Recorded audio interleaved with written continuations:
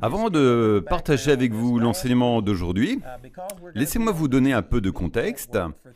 La semaine dernière, j'ai commencé à partager à propos d'une rencontre miraculeuse que j'ai eue avec le Seigneur le 23 mars 1968. Et ce que le Seigneur m'a principalement montré, c'est que j'étais une nouvelle personne. Il m'a donné une nouvelle identité. J'essayais de me relier à Dieu en fonction de mes performances et il m'a montré que c'est en Christ que je suis une nouvelle créature. J'ai utilisé 2 Corinthiens 5, 17 qui dit « Si quelqu'un est en Christ, il est une nouvelle créature, les choses anciennes sont passées, toutes choses sont devenues nouvelles. » Et Dieu m'a révélé que cela ne concernait pas mon corps. Mon corps n'a pas changé instantanément. Vous savez, quand vous êtes sauvé, vous restez un homme ou une femme. Vous restez gros ou mince, grand ou petit, peu importe. Votre corps ne change pas tout de suite. Il changera dans le futur, mais pour l'instant, nous avons toujours le même corps. Votre âme n'a pas changé. Votre partie mentale et émotionnelle est toujours la même. Mais dans l'esprit, vous êtes une personne complètement nouvelle. Donc la semaine dernière, encore une fois, je résume très rapidement, vous pouvez obtenir des documents si vous appelez ce numéro 719 635 11 11. Vous pouvez obtenir tout le matériel que j'ai sur l'esprit, l'âme et le corps et des choses comme ça. J'ai beaucoup d'enseignements sur ce sujet. Mais j'ai partagé la semaine dernière ce que dit 1 Jean 4, 17. Tel il est, tel nous sommes dans ce monde. Pas tel que nous serons dans l'autre, mais tel que nous sommes maintenant. Cela ne concerne pas votre corps. Ce n'est pas vrai pour vos émotions ou votre mental, mais c'est vrai dans le domaine spirituel. Vous êtes une personne complètement nouvelle. C'est essentiellement ce dont j'ai parlé pendant près de 30 minutes la semaine dernière. Comment, quand vous naissez de nouveau, le changement se produit dans votre esprit est complètement nouveau et le reste de la vie chrétienne consiste à apprendre à marcher dans l'esprit, à laisser votre identité en Christ vous dominer plutôt que ce que vous ressentez et voyez dans votre corps. Mais cela soulève maintenant certaines questions. Si les gens acceptent ce que je dis, que comme Jésus est, ainsi nous sommes dans ce monde, et d'autres écritures que j'ai utilisées, des personnes sont venues me voir comme Karen et ils disaient bien « Oui, je suis né de nouveau et je crois que j'étais sauvé, mais j'ai échoué. Vous ne comprenez pas. Je suis retombé dans le péché, j'ai fait quelque chose. » Et ce n'est pas forcément une affaire majeure, mais nous échouons tous constamment à être ce que nous sommes censés être. Et si vous pensez seulement que vous avez été pardonné jusqu'au moment où vous êtes né de nouveau, et qu'à chaque fois que vous péchez, vous perdez cela, et devez être sauvé à nouveau, c'est comme si vous aviez un bâton. Si c'est un bâton, il y a 2 extrémités à un bâton. Elles sont opposées, mais c'est vraiment le même bâton. Il y a des gens qui croient qu'à chaque fois que vous péchez, vous perdez votre salut. Et si vous deviez mourir avant d'avoir confessé ce péché, vous iriez en enfer. Ensuite, il y a une interprétation moins sévère, mais c'est le même principe. Non, vous n'allez pas en enfer, mais vous perdez tous vos avantages. Dieu ne communiquera plus avec vous, il ne vous utilisera plus, vous n'aurez plus de joie et de paix. C'est exactement la même chose avec des conséquences moindres. Et cela n'est pas vrai. La vérité est que lorsque vous êtes né de nouveau, Dieu vous a pardonné tous vos péchés, non seulement ceux que vous aviez commis avant d'accepter Jésus comme Seigneur, mais aussi ceux que vous n'avez même pas encore commis. Et vous savez quoi? La première fois que j'ai pensé cela, parce que j'étudiais les Écritures, je me suis dit « Oh mon Dieu, cela ne peut pas être juste. » Je veux dire, c'était contraire à tout ce qu'on m'avait enseigné. C'est probablement contraire à la plupart de ce qu'on vous a enseigné. Mais ce que je veux faire ce soir, c'est partager des Écritures avec vous et vous montrer cela à partir de la parole. Tout d'abord, Romains 4, verset 7, et j'aimerais avoir le temps de le mettre en contexte, mais Paul parlait du fait que même Abraham et David étaient justifiés aux yeux de Dieu, non par leurs bonnes œuvres, mais en mettant leur foi dans la grâce de Dieu. Et il a utilisé comme exemple une citation de David qui provient du psaume 32. Voici ce qu'il dit en Romains 4, 7. Il cite David en disant « Heureux ceux dont les iniquités sont pardonnées et dont les péchés sont couverts. » Et ensuite, verset 8, « Heureux l'homme à qui le Seigneur ne tient pas compte du péché. » Et vous savez, certaines personnes passent à côté de cela, mais c'est important. Il n'est pas dit « Heureux l'homme à qui le Seigneur n'a pas ou ne tient pas compte du péché », mais il dit « À qui le Seigneur ne tiendra pas compte du péché ».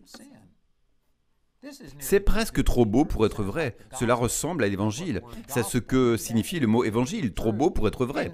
Et c'est ce qui était prophétisé, même David, dans le psaume 32, versets 1 et 2. Laissez-moi vous les lire. Il est dit « Heureux celui à qui la transgression est pardonnée, dont le péché est couvert. Heureux l'homme à qui l'Éternel n'impute pas l'iniquité, et dont l'esprit duquel il n'y a point de fraude. » Même dans le psaume 32, il est clair que cela parle de votre homme spirituel. Le péché affecte votre corps. Même si vous êtes chrétien, le péché a encore des conséquences.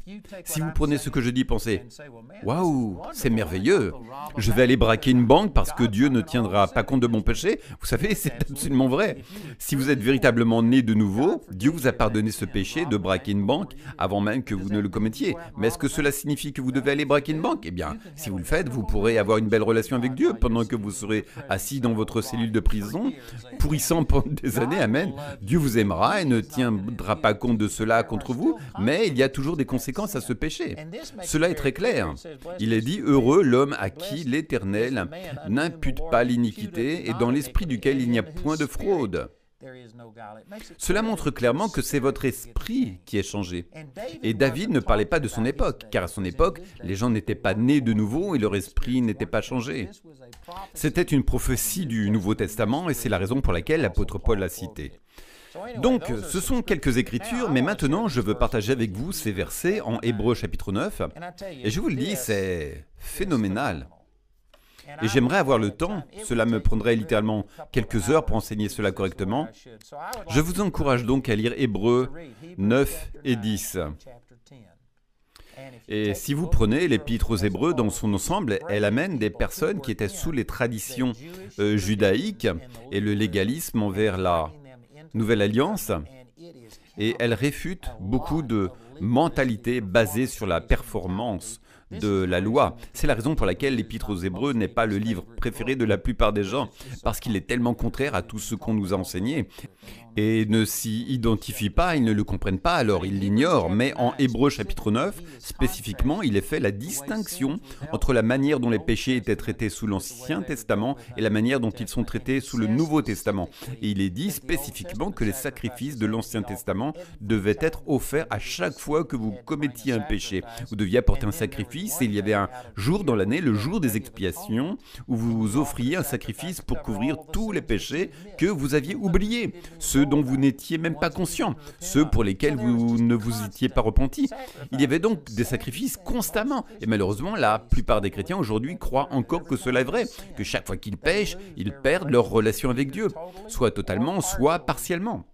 Et ils doivent mettre ce péché sous le sang et rétablir leur relation avec Dieu. Mais ce n'est pas ce que la parole enseigne. Alors écoutez ce que cela dit en Hébreux chapitre 9, verset 12. Encore une fois, cela fait la distinction entre l'ancienne alliance et la nouvelle alliance. Et il est dit au verset 12, « Il n'est pas entré avec le sang des boucs et des veaux, mais avec son propre sang, une fois pour toutes, dans le lieu très saint, ayant obtenu une rédemption éternelle. » Et encore une fois, si vous étudiez cela dans son contexte, l'accent est mis sur une fois. Une seule fois, Jésus a payé pour nos péchés et a réglé la question des péchés une fois pour toutes. Je peux entendre des gens dire maintenant, « Dieu ne peut pas pardonner un péché avant que vous ne le commettiez. » Mais vous feriez mieux de prier pour qu'il puisse vous pardonner un péché avant que vous ne le commettiez, parce qu'il est mort pour nos péchés une seule fois, il y a 2000 ans. Jésus n'est pas en train de mourir pour nos péchés maintenant. Savez-vous que lorsque Jésus est mort, vos péchés et les miens étaient tous dans le futur? Jésus a pardonné le péché de toute l'humanité.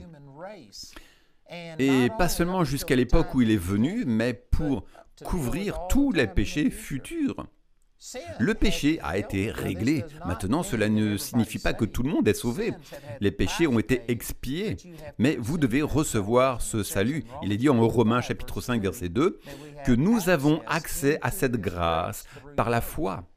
Et ainsi, la foi est la manière d'y accéder. Il est dit en Éphésiens 2, verset 8, que vous êtes sauvés par grâce au moyen de la foi. Vous n'êtes pas sauvés par la grâce seule, et vous n'êtes pas sauvés par la foi seule. Vous êtes sauvés par la grâce, c'est la part de Dieu au moyen de la foi. Donc Jésus a payé pour les péchés du monde entier, y compris les péchés futurs, mais cela ne signifie pas que les péchés de chaque personne sont effacés et pardonnés parce que vous devez recevoir la grâce. Si vous ne la recevez pas, alors vous devrez rendre compte de chacun de ces péchés que vous avez commis. Mais ici, il est dit qu'il est entré une fois dans le lieu très saint, ayant obtenu une rédemption éternelle pour nous. Quelle partie de la rédemption éternelle ne comprenez-vous pas? C'est très clair, c'est une excellente nouvelle. Mais vous savez, la personne moyenne croit vraiment qu'elle a une rédemption temporaire jusqu'à ce qu'elle pêche à nouveau. J'ai déjà entendu des gens dire que si vous conduisiez sur la route et que vous veniez de commettre un péché, par exemple l'adultère, et que vous aviez un accident de voiture et que vous mouriez sans avoir eu le temps de vous repentir et de demander pardon, vous iriez en enfer. Même si vous aviez servi le Seigneur pendant 40 ou 50 ans, si vous aviez commis un péché non confessé dans votre vie, vous mourriez et iriez en enfer. C'est une forme d'esclavage. Parce que, en Jacques chapitre 2, verset 10, il est dit que si vous respectez toute la loi, mais que vous tombez dans un seul point, vous devenez coupable de tout. J'ai vécu une vie plus sainte par rapport à d'autres personnes. Maintenant, aux yeux de Dieu, je ne dirai jamais cela, mais je parle par rapport aux gens. Je vais bientôt avoir 69 ans. Je n'ai jamais dit un mot de vulgarité, je n'ai jamais pris une goutte d'alcool, je n'ai jamais fumé une cigarette, je n'ai jamais goûté au café. Et je sais que certains pensent, ah, le café, eh bien, il n'y a rien de mal avec le café. Je ne dis pas qu'il y en a. Vous avez une écriture qui dit que vous pouvez boire du café. Il est dit en Marc 16, verset 18, vous pourrez boire quelque chose de mortel et cela ne vous nuira pas. Donc je ne suis pas contre le café, je dis juste que j'ai vécu une vie séparée, sainte, mais j'ai péché. Et si vous respectez toute la loi, mais que vous tombez dans un seul point, alors vous devenez coupable de tout. Ce n'est pas comme si, même si je suis peut-être un meilleur pécheur que quelqu'un d'autre, j'ai péché, je suis tombé et me suis éloigné de la gloire de Dieu. Romains 3,23 dit que le salaire du péché, c'est la mort. Romains 6,23, il n'y a pas un enfer numéro 2 ou un enfer numéro 3. Si vous ratez le paradis d'un pouce, vous le ratez d'un kilomètre. J'avais besoin d'un sauveur. J'avais besoin d'être sauvé. Donc quelqu'un dit, eh bien, si vous conduisiez sur la route et que vous veniez de commettre un adultère, et que vous aviez un accident de voiture et que vous ne l'aviez pas confessé, vous iriez en enfer. Vous ne pouvez pas me dire qu'une personne avec un péché non confessé dans sa vie irait au ciel. Eh bien, laissez-moi vous poser cette question. Que se passerait-il si vous rouliez à 90 km/h dans une zone limitée à 80 ? Que vous aviez un accident de voiture, iriez-vous en enfer pour cela? Parce que la Bible dit que vous devez obéir aux lois du pays et vous avez enfreint la loi. Oh non, je ne croirais jamais à cela. Eh bien, voyez-vous, vous catégorisez le péché en disant qu'il y a des péchés qui sont acceptables et d'autres qui ne le sont pas. S'ils sont petits, si ce sont des péchés innocents, il n'y a pas de tel péché. Encore une fois, Jacques 2,10 dit « Si vous respectez toute la loi mais que vous tombez dans un seul, vous devenez coupable de tous. » Et donc, il est dit ici qu'il a obtenu une rédemption éternelle pour nous. Les personnes qui croient qu'à chaque fois qu'elles pêchent, Dieu les rejette et qu'elles sont soit perdues et doivent renaître, ce qui n'existe pas, soit qu'elles gardent leur salut, mais que Dieu ne les bénit plus, ne les utilise plus, ne les soutient plus.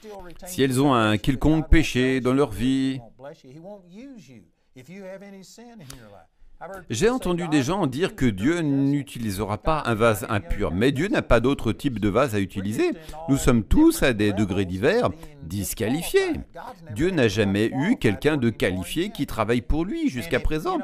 Je sais que certaines personnes sont contrariées par ce que je dis, parce que cela est tellement contraire à leur tradition religieuse. Je partage les Écritures avec vous. Vous avez une rédemption éternelle. Il est entré une seule fois dans le lieu très saint. Je ne sais pas comment vous pouvez contester cela, mais les gens ne laissent pas la Bible interférer avec ce qu'ils croient. Ils vont croire ce qu'ils veulent, quoi que la Bible dise. Mais je vous le dis, il est dit qu'il est entré une fois et a obtenu une rédemption éternelle. Regardez ensuite au verset 15. « Voilà pourquoi il est le médiateur d'une alliance nouvelle. » Afin qu'une mort ayant eu lieu pour le rachat des transgressions commises sous la première alliance, ceux qui sont appelés reçoivent la promesse de l'héritage éternel. Le verset 12 dit que vous avez une rédemption éternelle. Le verset 15 dit que vous avez un héritage éternel. Et pourtant, le chrétien moyen ne croit pas que c'est éternel. Ils croient que c'est temporaire jusqu'au prochain péché. Et ensuite, vous devez confesser ce péché et le mettre sous le sang. Et j'aimerais avoir le temps d'expliquer tous ces versets, mais laissez-moi en choisir quelques-uns. C'est dans le même chapitre, Hébreux chapitre 9, il est dit au verset 24, « Car Christ n'est pas entré dans un lieu saint fait de main d'homme, qui n'était qu'une figure de la réalité, mais dans le ciel même, afin de comparaître maintenant pour nous devant la face de Dieu, non pour s'offrir lui-même régulièrement. » Encore une fois, il fait un contraste. Sous l'Ancien Testament, chaque fois que vous péchiez, vous deviez offrir un sacrifice, mais ces choses n'étaient que des images. Elles n'étaient pas la réalité. Et donc, comme cela ne traitait pas vraiment du problème, vous deviez peindre l'image encore et encore. Mais avec Jésus, c'est différent. Ainsi, il est dit au verset 25 et 28, « Il n'y est pas entré afin de s'offrir plusieurs fois, comme le souverain sacrificateur entre chaque année dans le sanctuaire avec du sang étranger, car alors le Christ aurait dû souffrir plusieurs fois depuis la fondation du monde. Mais maintenant, à la fin des temps, il a paru une seule fois pour abolir le péché par son sacrifice. Et comme il est réservé aux hommes de mourir une seule fois, après quoi vient le jugement, ainsi Christ a offert une seule fois pour porter les péchés de beaucoup. Et à ceux qui l'attendent, il apparaîtra une seconde fois sans péché pour le salut. » Si vous étudiez tout le chapitre, 5 fois en Hébreux 9, il est dit que l'ancienne alliance exigeait un sacrifice.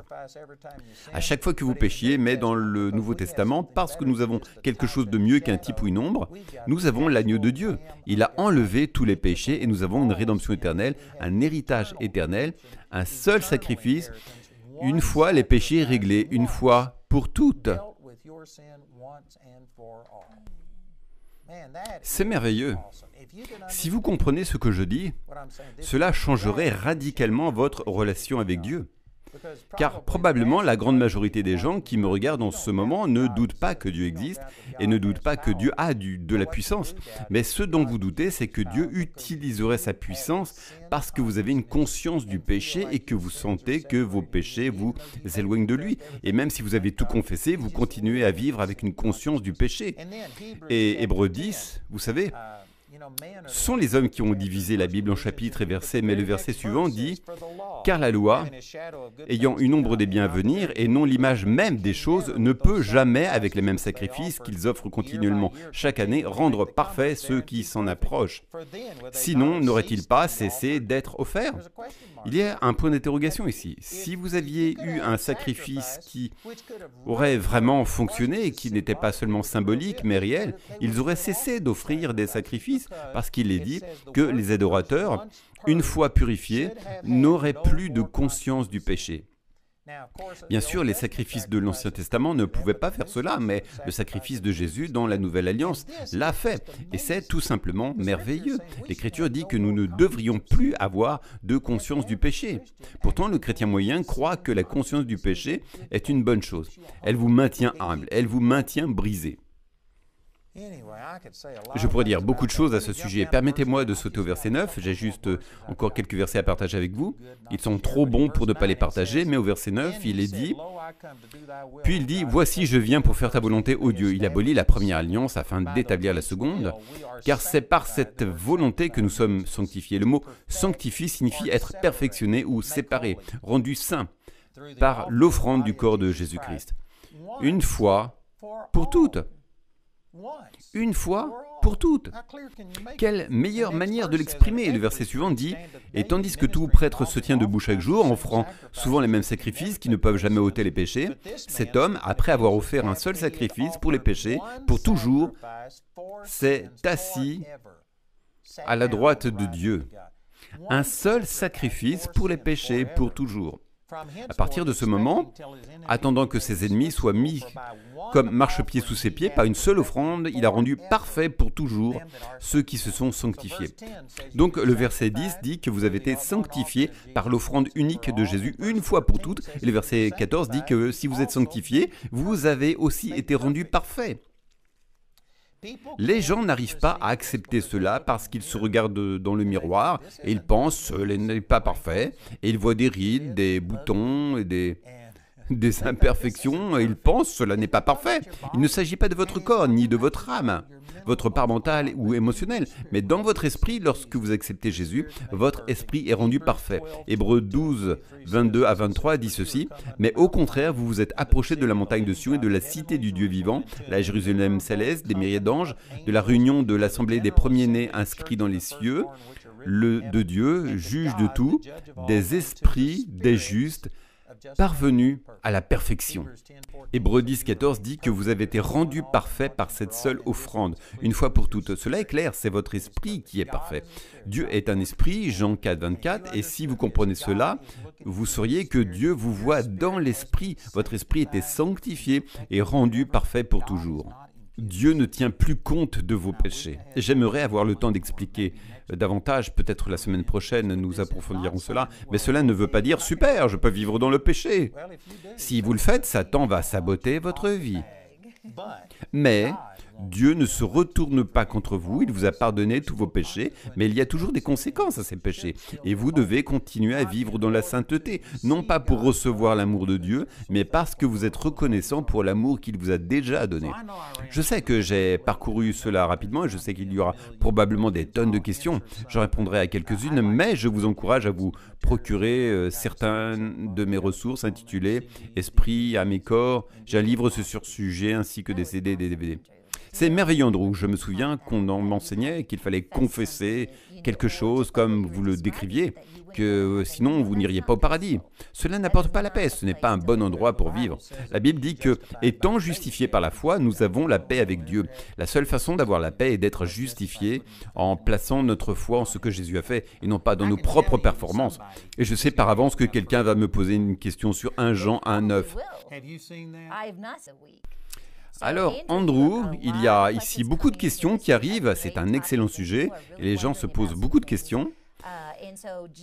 Alors, Jean sur Facebook demande « Je sais dans ma tête que je suis pardonné, mais comment cela descend-il dans mon cœur ?»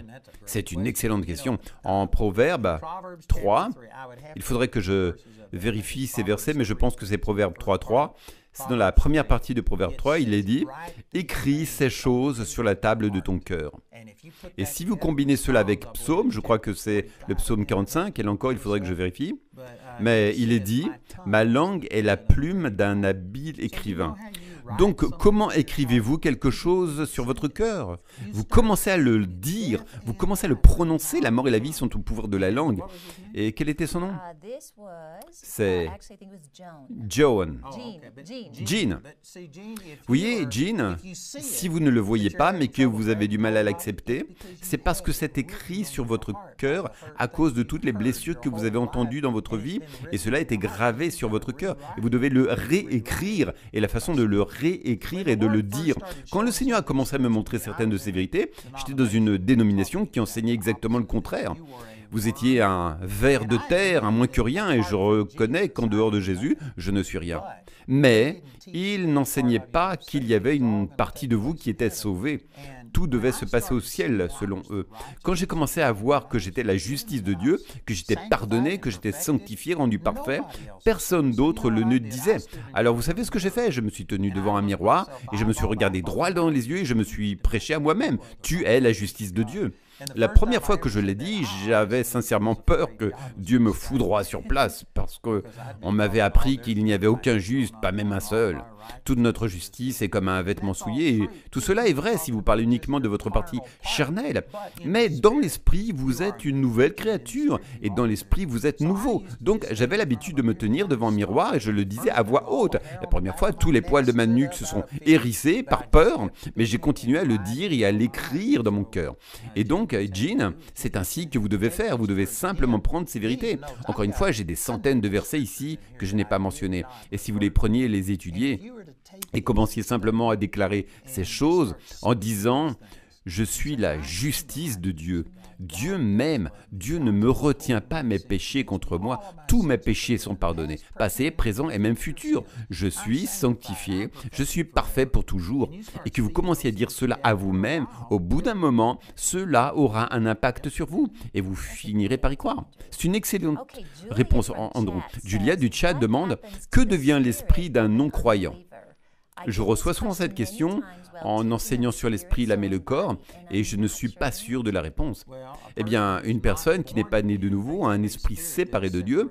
C'est la raison pour laquelle Jésus a dit que vous devez naître de nouveau, parce que nous sommes tous nés avec un esprit qui était mort. Éphésiens 2, versets 1 à 3 dit « Je ne vais pas prendre le temps de les lire, mais il est dit que nous étions par nature des enfants de colère. » Nous étions séparés de Dieu, nous avions un esprit séparé de Dieu. Et si une personne ne naît pas de nouveau, alors cet esprit est mort. Cela ne signifie pas qu'il n'est pas fonctionnel ou qu'il n'existe pas, cela signifie séparation, il est séparé de Dieu. Et tant que cet esprit n'est pas né de nouveau et en union avec Dieu, si une personne meurt dans cet état, elle ira directement en enfer.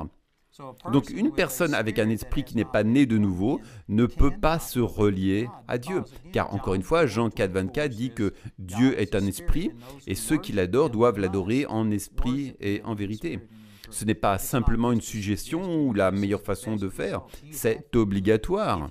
Si vous n'êtes pas né de nouveau, vous ne pouvez pas avoir de relation avec Dieu tant que vous n'avez pas un nouvel esprit.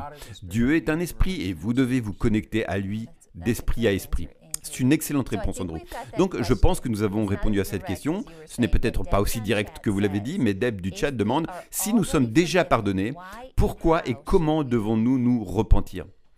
Eh bien, 1 Jean 1, 9 dit « Si nous confessons nos péchés, il est fidèle et juste pour nous pardonner nos péchés et nous purifier de toute iniquité. » Savez-vous que l'interprétation typique de ce verset est que si vous ne confessez pas votre péché, il n'est pas pardonné? Permettez-moi de vous demander, comment vivriez-vous cela? Cela signifie-t-il que vous devez confesser chaque péché?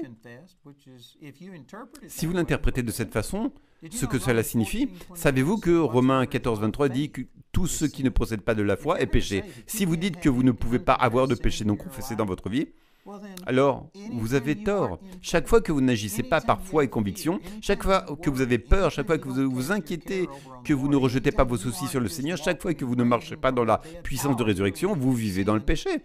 Si je croyais vraiment que tout péché non confessé signifiait que vous étiez séparés de Dieu, alors dès que vous êtes né de nouveau, je vous tuerais.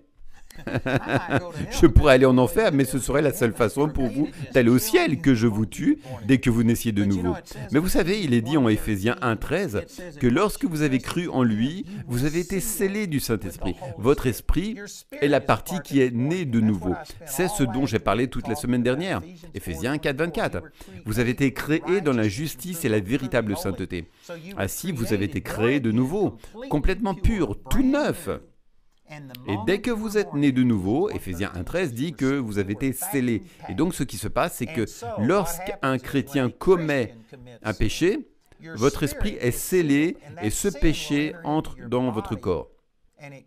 Cela peut donner à Satan une ouverture pour vous envoyer en prison, pour vous entraîner dans une bagarre. Cela peut donner à Satan une ouverture dans votre vie. Vous pourriez tomber malade. Des choses comme ça peuvent arriver et cela affecte votre âme, vos pensées et vos émotions. Mais cela ne peut pas pénétrer le sceau autour de votre esprit. Et votre esprit conserve cette justice et cette sainteté créée en lui. Donc tout cela pour revenir à Jean 1, 9. Pourquoi alors confessez vos péchés? Parce que même si votre esprit est scellé, que votre salut éternel est assuré, vous avez donné à Satan un accès à votre vie. Romains 6,16 dit « Ne savez-vous pas qu'en vous livrant à quelqu'un pour lui obéir comme esclave, vous êtes esclave de celui à qui vous obéissez, soit du péché qui conduit à la mort, soit de l'obéissance qui conduit à la justice. » Donc si je me livre à Satan en obéissant à son péché, je lui donne accès à mon corps et mon âme, et je pourrais avoir des maladies, je pourrais avoir de la pauvreté, de la dépression, de la peur, des soucis parce que je vis dans le péché. Et dans une telle situation, qu'est-ce que vous faites? Vous confessez votre péché et vous demandez le pardon. Pas un pardon éternel parce que, encore une fois, vous avez été pardonné de tous vos péchés. Vous avez une rédemption éternelle. Vous n'avez donc pas besoin de demander pardon dans le sens où cela affecterait votre relation avec Dieu ou votre destinée éternelle. Mais vous avez donné à Satan un droit légal de vous dominer. Alors, comment l'expulsez-vous? Vous le confessez. Et dans 1 Jean 1, 9, le mot qui a été traduit par confesser est le mot grec homologeo. Et le mot homo signifie un ou identique. C'est pour cela qu'on parle d'un homosexuel. C'est le même sexe, donc homo signifie un et logo signifie paroles prononcées. Cela veut donc dire que vous dites la même chose. Ainsi, si vous confessez et dites « Dieu, tu avais raison, j'avais tort », et que vous êtes maintenant d'accord et dites la même chose que Dieu, vous venez de tourner le dos au diable. Vous avez fermé cette porte que vous aviez ouverte au diable, et maintenant ce pardon qui est dans votre intelligence se répand à travers votre âme et votre corps, et il n'a plus d'accès. Il m'est arrivé plusieurs fois de prier pour des gens et Dieu m'a montré qu'ils avaient de l'amertume et du manque de pardon et Satan utilisait cela. C'était comme un accès illégal. Une fois, j'ai prié pour une femme qui avait de l'arthrite. Elle utilisait un déambulateur et il lui fallait 10 minutes pour faire 3 mètres avec ce déambulateur. J'ai prié pour elle et elle était guérie. Elle a soulevé son déambulateur au-dessus de sa tête et a commencé à marcher, à courir. C'était extraordinaire, mais la nuit suivante, elle est revenue avec son déambulateur, toute raide. Et elle a dit, « Je ne sais pas ce qui s'est passé, mais dès que je suis arrivé à ma voiture, la douleur est revenue. » Et j'ai répondu, « Nous avons repoussé le diable, mais il y a quelque chose dans votre vie qui lui donne à nouveau accès. » Alors j'ai dit, « Prions. » Bref, pour résumer, j'ai prié et en quelques secondes, le Seigneur m'a montré qu'elle avait de la haine. Elle avait de l'amertume dans son cœur envers quelqu'un. Je lui en ai parlé et elle s'est mise à pleurer. Cela remontait à 30 ou 40 ans en arrière. Et 30 ou 40 ans avant ça, donc il y a 80 ans, cette femme et son petit ami, il lui avait dit « Si tu m'aimes vraiment, tu coucheras avec moi avant le mariage. » Elle a accepté, elle est tombée enceinte, puis il l'a quittée. À l'époque, il n'était pas possible d'avorter et cela apportait une forte stigmatisation. Toute sa vie a été ruinée.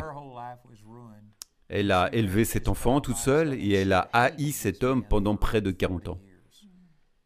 Dès que j'ai mentionné le fait qu'elle avait de l'amertume, elle a immédiatement su de qui il s'agissait. Je lui ai dit, en ce moment, il y a une onction pour pardonner. J'ai prié avec elle et elle a commencé à pardonner. Elle a prié à pardonner à cet homme, relâchant toute la rancœur qu'elle avait gardée contre lui pendant toutes ces années. Je lui ai dit, maintenant nous pouvons prier. Elle a répondu, ce n'est pas nécessaire. Elle a soulevé son déambulateur au-dessus de sa tête et est partie, elle était libre. J'ai encore passé 3 ou 4 soirées là-bas et elle n'a plus jamais eu de problème. Vous voyez, elle était déjà pardonnée. Dieu l'avait pardonnée, mais elle avait donné à Satan un accès légal. Alors comment arrêtez-vous cela? Vous vous repentez, dites, Dieu, je suis désolé, vous pardonnez. Vous commencez à dire la même chose que Dieu. C'est de cela qu'il s'agit en 1 Jean 1,9. Beaucoup de gens ne considèrent pas vraiment ces émotions ou cette amertume comme des péchés. Alors cela clarifie bien les choses, c'est génial, Andrew. Bien, nous avons beaucoup de questions qui arrivent et elles sont excellentes. Ashley sur Facebook demande « Si vous agissez selon la parole de Dieu et que vous demandez à Jésus de vous sauver, est-ce que c'est une foi du cœur ou une foi biblique ?» Elle poursuit « Comment savoir si vous avez une vraie foi plutôt qu'une foi intellectuelle ?» Je ne suis pas sûr de ce qu'elle entend par foi du cœur ou foi biblique. Pour moi, la foi du cœur est la foi biblique. Et la foi biblique est la foi du cœur. Je veux dire, il y a des gens qui disent croire en Dieu, mais Jacques chapitre 2 dit « Tu dis avoir la foi, eh bien, montre-moi ta foi sans les œuvres, et moi je te montrerai ma foi par mes œuvres. » En d'autres termes, la vraie foi, la foi seule suffit pour recevoir de Dieu. Mais si c'est une vraie foi, elle ne sera jamais seule. Elle aura toujours des actions qui l'accompagnent. Donc, une des manières de savoir si vous avez vraiment mis votre foi dans le Seigneur est de voir si vous avez des actions qui y correspondent.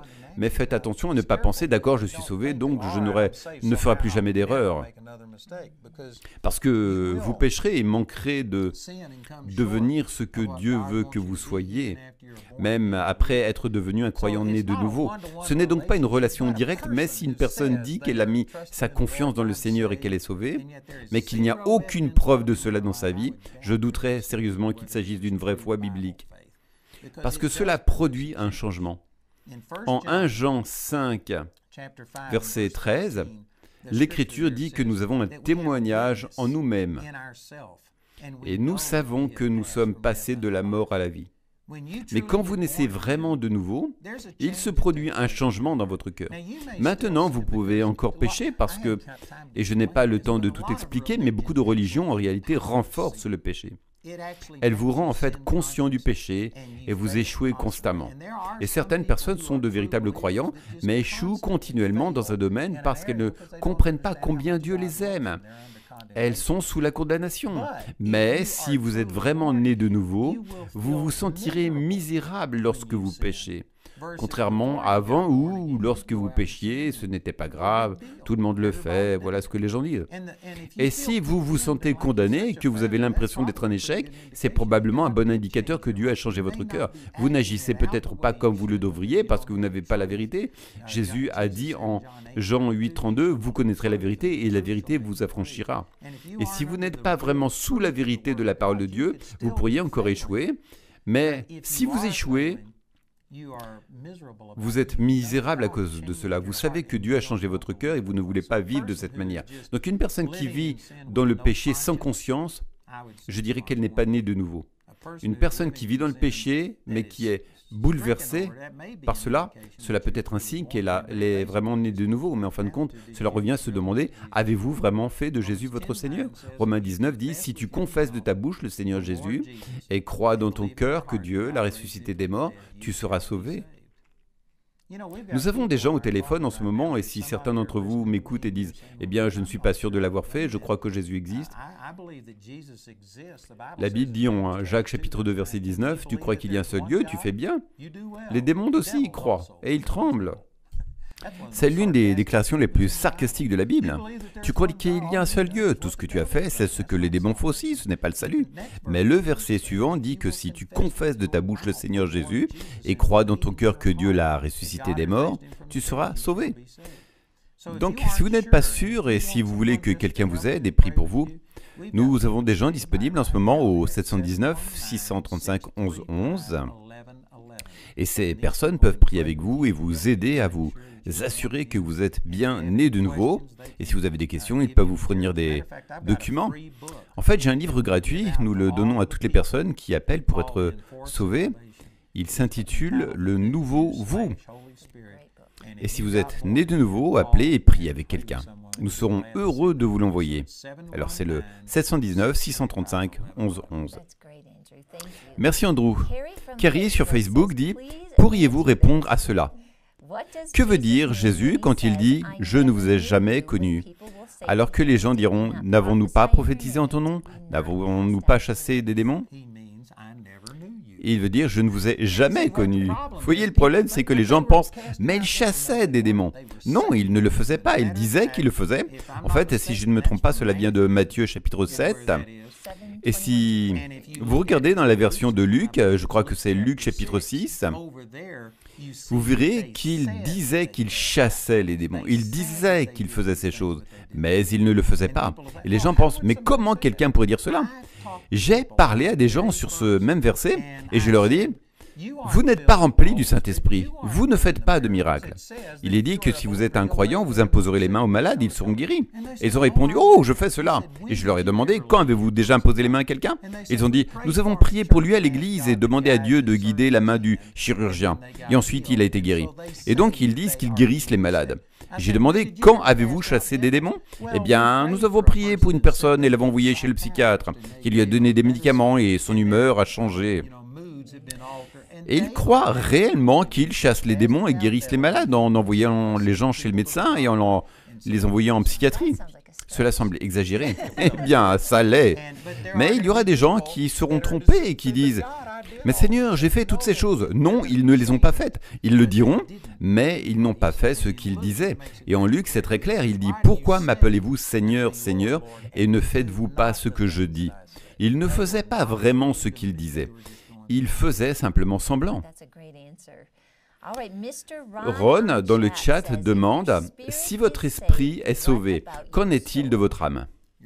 Votre âme est vos émotions, la partie de votre personnalité, votre intelligence, votre volonté, vos émotions. Et il y a plus que cela, votre conscience en fait partie. Mais en fait, il n'y a que 2 passages dans l'Écriture, dont je serai au courant, où il est question du salut de l'âme. L'un est dans le livre de Daniel, celui qui gagne des âmes est sage. Et puis dans le Nouveau Testament, en Hébreux chapitre 11, je pense que c'est l'un des derniers versets du chapitre 11 d'Hébreux, il est dit que vous croyez au salut de l'âme. Quand vous naissez de nouveau, votre âme n'est pas sauvée, c'est votre esprit qui est sauvé. Quand votre âme est sauvée, c'est par exemple lorsque vous êtes déprimé et tout d'un coup vous commencez à étudier la parole, vous criez à Dieu et il vous touche Et soudain, la joie du Seigneur vient sur vous et vous surmontez cette dépression, cette peur. C'est le salut de l'âme. Et c'est quelque chose qui fluctue, qui vient et qui part. Mais le salut de votre esprit, c'est lorsque vous naissez de nouveau. Et au moment où vous naissez de nouveau, cet esprit est scellé par le Saint-Esprit. Il est sanctifié, perfectionné pour toujours et ne change jamais. Mais votre âme a constamment besoin d'être sauvée.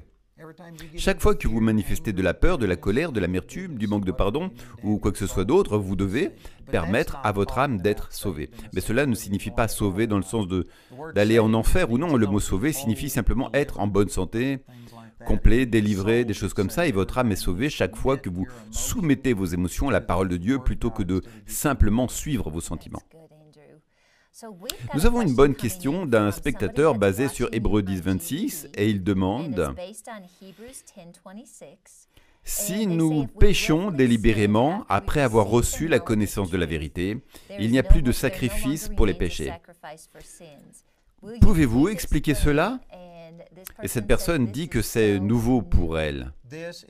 C'est une très bonne question, mais permettez-moi de préciser que j'ai traité Hébreux chapitre 10, versets 1 à 14, où il est dit que vous ne devriez plus avoir de conscience du péché, vous êtes sanctifiés une fois pour toutes. Si vous êtes sanctifiés, aussi perfectionnés, et ensuite il est dit que nous pouvons entrer avec assurance dans le lieu saint sans crainte du péché et sans conscience du péché.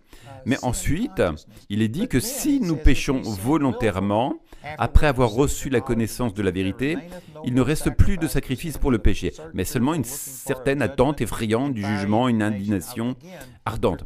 Mais pour des raisons de temps, je vous encourage à consulter mes ressources, j'y donne plus de détails. Mais permettez-moi de souligner certains points dans ce passage. Il est dit au verset 28, « Celui qui a méprisé la loi de Moïse meurt sans miséricorde sur la déposition de dos de 3 témoins. Combien pire châtiment, pensez-vous, mériterait celui qui aura foulé aux pieds le Fils de Dieu et aura regardé comme une chose profane le sang de l'alliance par lequel il a été sanctifié et aura outragé l'Esprit de grâce. » Si j'avais plus de temps, je pense que je pourrais expliquer cela plus clairement, mais il ne s'agit pas d'un péché ordinaire. Par exemple, quelqu'un vous a dit quelque chose de blessant, vous avez perdu votre calme et dit des choses que vous regrettez. Il s'agit d'une personne qui a méprisé la loi de Moïse. Il est dit ici que ceux qui ont outragé l'esprit de grâce, le mot outrage signifie haine. Il ne s'agit pas seulement d'un péché de la chair, d'une faiblesse de la chair. Il s'agit d'un rejet total, d'un reniement du Seigneur.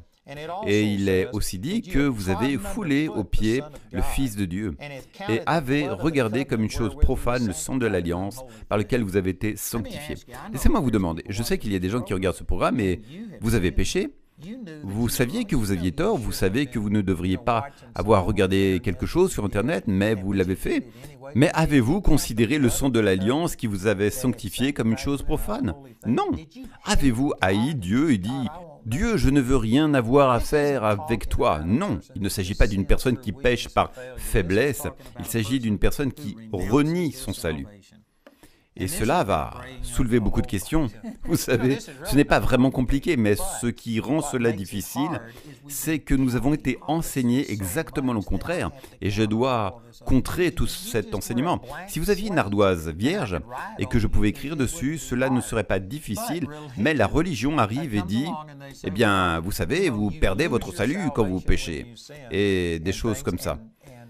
Et ils viennent et disent que chaque fois que vous péchez, vous êtes séparés de Dieu et vous êtes sauvés, perdus. Vous entrez et sortez. Vous ne pouvez pas perdre votre salut. Pas comme vous perdez un stylo, je l'ai perdu, où est-il? Je ne voulais pas le perdre, mais ce n'est pas accidentel.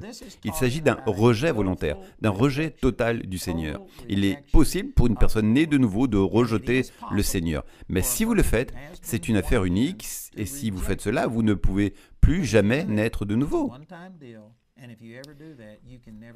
Permettez-moi de partager un autre verset avec vous, tiré d'Hébreux chapitre 6. Encore une fois, j'ai une série sur la rédemption et un enseignement spécifique intitulé Rédemption éternelle, qui traitera cela plus en détail. Mais il est dit en Hébreux 6, 4, « Il est impossible pour ceux qui ont été une fois éclairés, qui ont goûté au don céleste, qui ont été faits participants au Saint-Esprit, qui ont goûté à la bonne parole de Dieu et au pouvoir du monde à venir, s'ils tombent à nouveau, de les renouveler pour la repentance, puisqu'ils crucifient pour eux-mêmes le Fils de Dieu et l'exposent à la honte. » Cela signifie que Jésus ne peut pas mourir deux fois. Vous ne pouvez pas réappliquer le sang. Vous ne pouvez pas être pardonné, puis non pardonné, et de nouveau pardonné, etc. C'est seulement une affaire unique. Mais vous pouvez le renier. Et si vous reniez votre foi en le Seigneur, vous ne pouvez jamais revenir à la repentance. Mais cela impose 5 conditions. Vous devez être éclairé, ce qui, encore une fois, je n'ai pas le temps, je pourrais vous montrer que cela parle de l'Esprit Saint. Ce ne peut pas être une naissance de nouveau parce que vos parents vous ont dit que vous deviez l'être. Vous devez être attiré par Dieu. Et ensuite, il est dit que vous avez goûté au don céleste, ce qui signifie que vous êtes réellement né de nouveau. Et nous sommes devenus participants du Saint-Esprit. Cela concerne une personne qui est allée au-delà d'être simplement née de nouveau, qui a reçu le baptême du Saint-Esprit et goûté à la bonne parole de Dieu. Il s'agit d'une personne qui commence à mûrir. La parole de Dieu agit dans sa vie et la transforme, ainsi que les puissances du monde à venir. Cela parle des dons du Saint-Esprit. Parler en langue, les miracles, vous êtes en train de vous laisser guider par le Saint-Esprit. En d'autres termes, cela décrit une personne mature. Si vous êtes une personne mature, vous pourriez renier votre foi. Si vous êtes immature, vous ne le pouvez pas. Et même l'apôtre Paul a dit qu'il avait blasphémé le Saint-Esprit. Jésus a dit que si vous blasphémez le Saint-Esprit, vous ne trouverez jamais le pardon. C'est le péché impardonnable. Et pourtant, Paul a dit, j'ai blasphémé le Saint-Esprit, mais j'ai reçu le pardon parce que je l'ai fait dans l'ignorance et l'incrédulité. Autrement dit, il n'était pas encore assez mature, il n'était pas encore né de nouveau, il ne savait pas ce qu'il faisait et Dieu lui accordait sa grâce. C'est un peu comme quand j'étais enfant, vers 5 ou 6 ans, je me suis fâché, j'ai quitté la maison, j'ai dit que je ne voulais plus être un Wommack. Je n'étais même pas hors de vue de ma mère avant de commencer à réfléchir. Où vais-je aller? Que vais-je manger? Et j'étais désolé d'avoir agi ainsi. J'ai intentionnellement accroché un fil barbelé pour que mon frère puisse me rattraper et me ramener chez moi. Vous savez, s'il m'avait remis à la police n'aurait pas accepté de me changer de nom et de cesser d'être un Wommack, parce que j'avais 5 ou 6 ans. Mais quand vous avez 50 ans, le gouvernement vous soutient réellement et il peut vous forcer à rompre les liens avec votre famille, à n'avoir plus rien à voir avec eux, parce que vous êtes considéré comme un adulte. Vous devez savoir ce que vous faites et Dieu ne tiendra pas contre vous le fait de renier votre salut si vous êtes un chrétien immature. Et l'une des façons de savoir, quelqu'un pourrait dire « Mais je me sens mature et pourtant j'ai renié le Seigneur et je me sens si mal à ce sujet. » Eh bien, si vous vous sentez mal à ce sujet, alors vous n'étiez pas encore considéré comme mature, car il est dit en Romains 1 que lorsque vous n'aimez pas garder Dieu dans votre esprit, il vous remet à une pensée réprouvée. Il enlève toute conviction. Une personne suffisamment mature pour que le reniement du Seigneur lui soit imputé est une personne qui sait qu'elle va en enfer et en est satisfaite. Elle outrage l'esprit de grâce. Elle déteste Dieu. Elle est en rébellion contre Dieu. Et si quelque chose comme ça se produit, elle ne pourra jamais être née de nouveau, à nouveau. Andrew, c'est quelque chose sur lequel les gens ont des questions et vous clarifiez vraiment certaines choses. Je peux dire par les questions que c'est nouveau pour beaucoup de gens. Donc, je veux juste vous rappeler, si vous avez des questions ou si vous voulez plus d'informations, appelez notre ligne d'assistance, comme l'a mentionné Andrew, au 719 635 11 11. Nous avons des personnes qui pourront répondre à vos questions et prier pour vous. C'est vraiment formidable. Cela m'a vraiment secoué quand j'ai appris cela. Je peux imaginer combien cela affecte d'autres personnes. Les gens posent des questions intéressantes. Fred demande « Que signifie ne pas avoir conscience du péché? Et quel est le raisonnement pour y parvenir ?» Eh bien, c'est une grande question. J'ai beaucoup d'enseignements à ce sujet, mais permettez-moi juste de dire que si vous entrez dans la présence de Dieu et si vous dites « Oh Dieu, nous venons devant toi si humblement. Dieu, nous sommes indignes. Seigneur, nous ne méritons pas ta bonté. Je sais que c'est de la conscience du péché. » Au lieu de dire combien vous êtes désolé, si vous sentez désolé, si vous avez vécu une mauvaise vie, venez parler de combien Dieu est extraordinaire pour aimer quelqu'un de si misérable que vous. Et louez-le plutôt à la place, plutôt que de vous plaindre. Si j'étais chez toi, Karen, et supposons que tu es un enfant de 5 ans, et que cet enfant vienne dans la cuisine en disant « Maman, je sais que je n'ai pas fait mon lit, je sais que je n'ai pas sorti les poubelles, je sais que je n'ai pas été ce que je devrais être, mais s'il te plaît, puis-je avoir quelque chose à manger? Je sais que je ne le mérite pas. » Et ensuite, il tombe par terre et commence à vous adorer en disant « S'il te plaît, pardonne-moi. » Je dirais que vous êtes un mauvais parent si vous avez fait sentir à cet enfant qu'il était si indigne qu'il ne pouvait pas avoir quelque chose à manger. Non, vous voyez, vous venez à lui avec assurance, sans conscience du péché, même s'ils ont péché. Vous les nourrissez malgré tout, même s'ils ne le méritent pas. C'est la même chose avec Dieu. Nous ne méritons pas la bénédiction de Dieu, mais nous devrions être tellement reconnaissants envers Jésus pour venir avec assurance. Hébreux 4,16 nous dit de venir avec assurance au trône de la grâce pour obtenir miséricorde et trouver aide dans nos temps de besoin. Pas seulement quand tout va bien, mais quand tout va mal. Vous devriez toujours avoir l'audace de venir. Donc, si vous venez constamment devant le Seigneur en disant « Oh Dieu, je suis tellement indigne, je sais que je ne le mérite pas », vous avez une conscience du péché et la façon d'en sortir est en renouvelant votre intelligence par la parole de Dieu. Nous sommes proches de la fin de l'émission, donc je pense que nous avons encore le temps pour une ou deux questions de plus. Tammy sur Facebook demande « Andrew, je me suis éloigné de Dieu pendant 5 ans. Je savais que j'étais né de nouveau.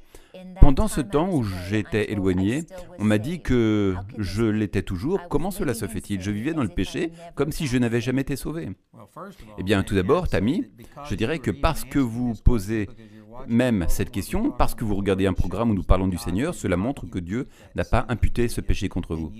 Et vous avez encore un désir pour Dieu. Vous ne pourriez pas faire cela si Dieu ne vous attirait pas à lui. Et vous vous demandez comment cela est possible. C'est parce que votre esprit est scellé. Mais vous ne marchiez pas dans l'esprit, vous marchiez dans votre chair, vous viviez selon vos émotions, vous cédiez à vos désirs, vous étiez peut-être offensé, blessé, amer et tout cela, mais tout cela se trouve dans votre corps et dans votre esprit. Votre domaine mental et émotionnel, votre esprit ne perd jamais sa bonne relation avec Dieu. Il est aussi sauvé et perfectionné qu'il l'était au moment où vous êtes né de nouveau. Il est aussi sauvé qu'il ne le sera jamais dans le futur. Votre esprit ne fluctue pas. Ce sont vos émotions et votre mental qui changent. Nous manquons de temps. Il nous reste moins d'1 minute. Mais ça passe si vite. Et encore une fois, j'aimerais dire que j'ai beaucoup de documents, de ressources à ce sujet. Si vous souhaitez appeler notre ligne d'assistance, c'est le 719-635-1111. Nous avons des personnes au téléphone qui vous répondront. Nous avons aussi des gens sur le chat qui discuteront avec vous.